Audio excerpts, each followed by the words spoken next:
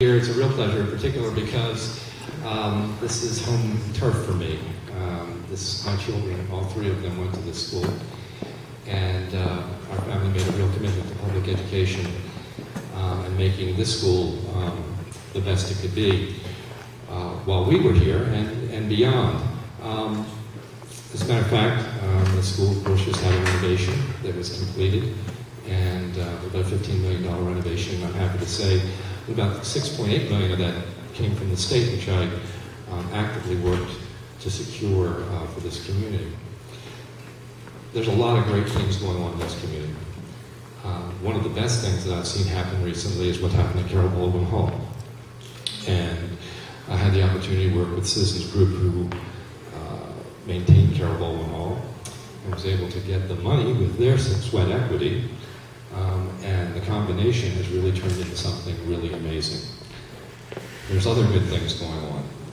The library renovation that I'm sure you all have seen recently. When that was first proposed, the county was going to essentially put in new carpet. And at the time, Jen Taurasi, your councilwoman, and I got together and said, that's not good enough. It's not good enough for this community. And so we went to the county executive and we got a tremendous renovation. Go over there and take a look at it. It's an amazing facility. That's the kinds of things that I'm involved in, helping this community. And I hope to earn your vote again. Thank you. Jody, Venkatesan, State Senate. I just want to say thank you for the SAG Association for putting this on. It's an honor to be here. PTA. And the PTA. This is not about party, it's about people. And you deserve better. You deserve better in a lot of ways. One, I want to serve you and only you. Not be a special interest career politician, but a citizen servant. I was a U.S. Army veteran, honorably discharged with the 902nd MI group, and I want to serve you.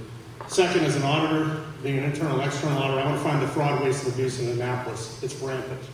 It's rampant, and it hurts our families. And third, I love playing softball with my kids. They're just awesome. We play with Savage over here all the time, either baseball or softball. And then it's great to serve the least in our society. That's what this is about. And I'll tell you this, I've door knocked almost 100% of this district, personally. People are hurting. They're telling me that. They say, be firm, stand for us. And that's what I'll do.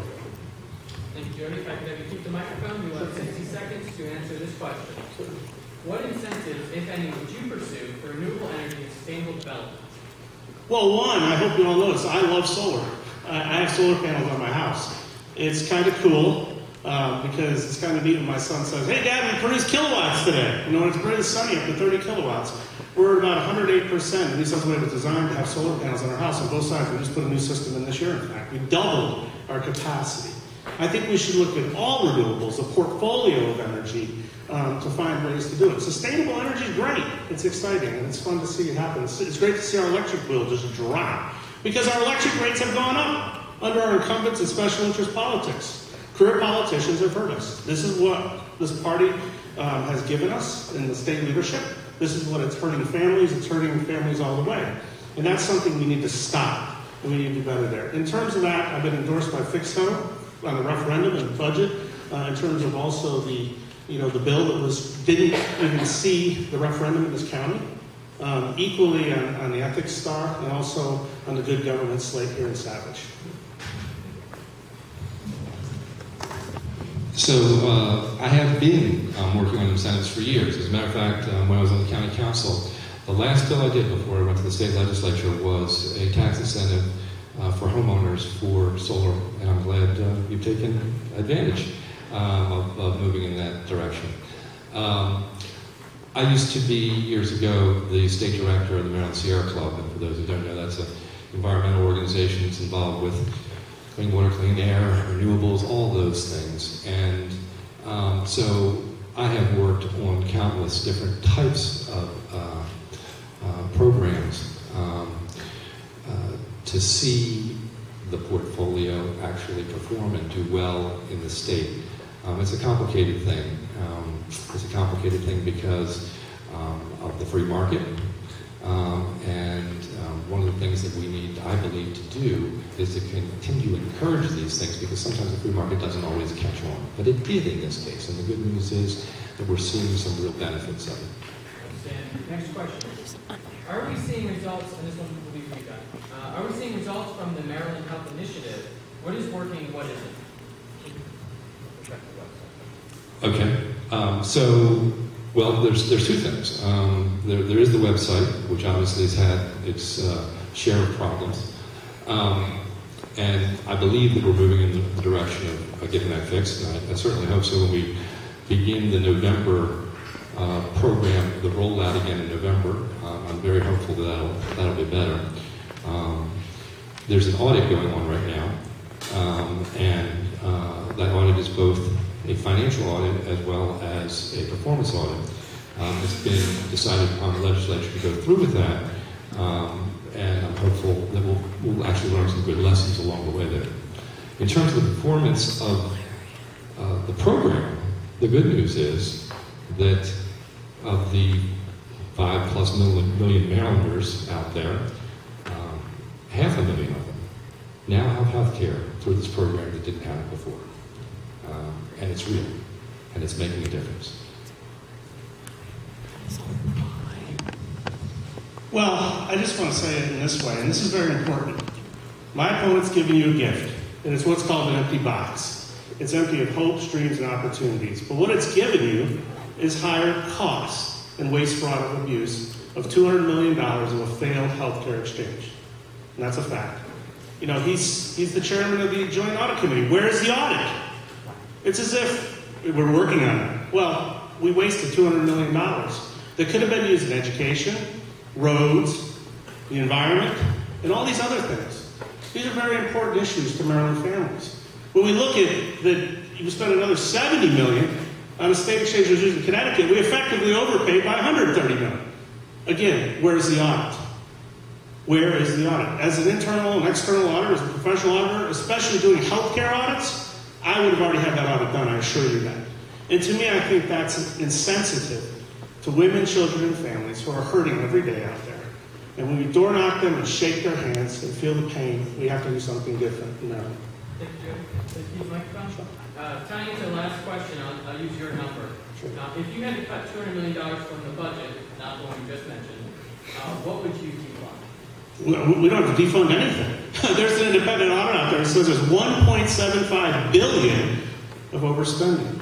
You know, money that could be saved. This was talked by many people. Equally, $200 million if it wasn't wasted. I met a gentleman in King's Contrivance last night. He's the very last person I door knocked. And he was an African-American gentleman, just the nicest guy in the world. But he said to me, "We need you there, Jody. We need you as our state senator because they're wasting our money. They don't need to raise our taxes and hurt women, children, and families. They're hurting us." There was no reason to levy a higher gas tax. It's a regressive tax on women. My opponent calls it a progressive. They say I'm a progressive tax person. That's not. That's a regressive tax. It hurts the poor. That tax should be repealed. It's insensitive to women and children and families who want to go to work and go to soccer and do the right thing. They underfund the transportation fund. They've underfunded the Chesapeake Bay Fund, and they underfund teacher pension funds. And that's wrong.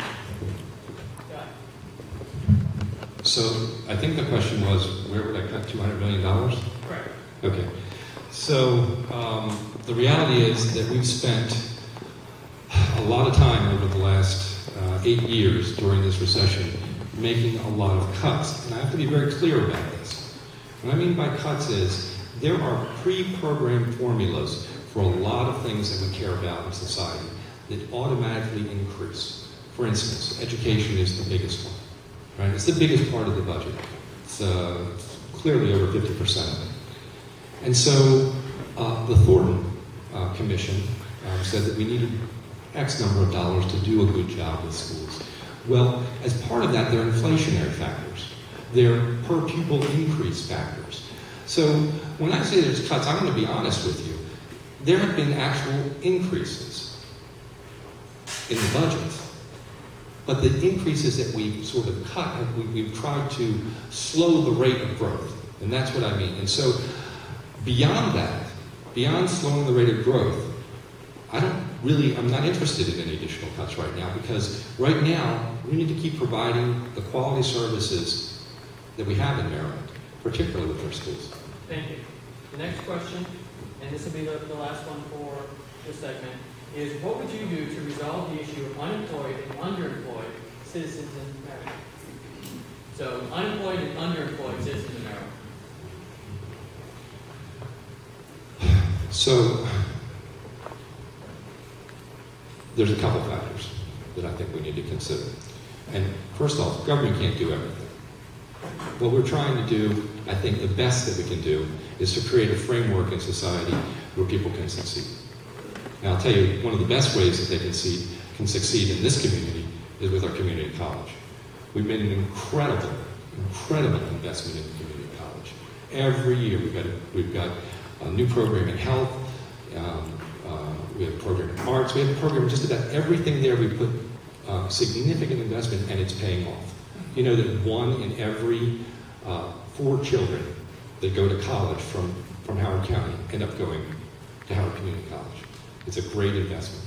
The other thing we have to do, and I don't have much time, this is a long subject, but has to do with what we need to do with technology transfer and the ability to get our university system producing real output that we can then commercialize. And that's a long discussion, but I'd be happy to have it sometime. I think it's very important. Our incumbent politicians, or special interest politicians, need to stop making excuses. These are excuses. Maryland's unemployment rate is now 6.4%. It leads the national average. That is paying for women, children, and families. While they increase the rain tax, while they increase the gas tax, while your kids are bussed all over the county and in trailers that are unsafe, there's something wrong here. It's broken, and we see it. This is what special interest politics does to you. This is what career politicians do to you. Check the finance report. This is not good stuff. We have to do better. I door knocked a lady right over here in North Laurel. This is unbelievable. She said, my husband just lost her job. This is painful. My husband just lost her job. I'm losing my job. My son went to the University of Maryland, has a degree in chemistry, and can't find a job. Now that hurts. That's what these policies have done to women, children, and families. And we have to do the right thing. They deserve better. They deserve our attention, and we need to do right by them. And you'll get the your opportunity for closing comments now, just 30 seconds. I just want to say thank you. Thank you so much. Our kids deserve priority access to Maryland Florida universities. They deserve not to learn in trailers. The referendum and the petitioners deserve to be heard in Howard County. And when you talk about gas taxes and rain taxes, they hurt women and children and families. I ask you to do this. I want to serve you and do what's happening. I am winning. We are winning. Believe it. Everybody I talk to says, I see your signs everywhere. I see it. I know it. I believe it. We can win with you. Please go to Vote Venkatesan on Facebook. You'll see the difference there. You deserve better. And go to vote4jody.com. Thank you.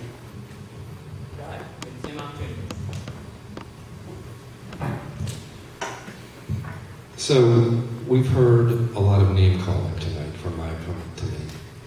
And I'm just going to address one of them because it's a real one. Because you don't know me. You don't, but you're willing to put a lot of labels on me. So years ago when we were raising a family, we decided that what we were going to do is my wife was going to stay at Goddard and work there. And I was going to be available to get the kids off the bus in the morning, get them on the bus in the morning, get them 1 in the morning, off in the afternoon. I decided that I was going to enter some public service and really try to do some good in this community. That's real. That was a real family decision, and I appreciate you staying out of my family decisions. Because my family decision was to raise a good family, to do my best as a dad, and then to serve my community. If you think that's a career politician, I don't know.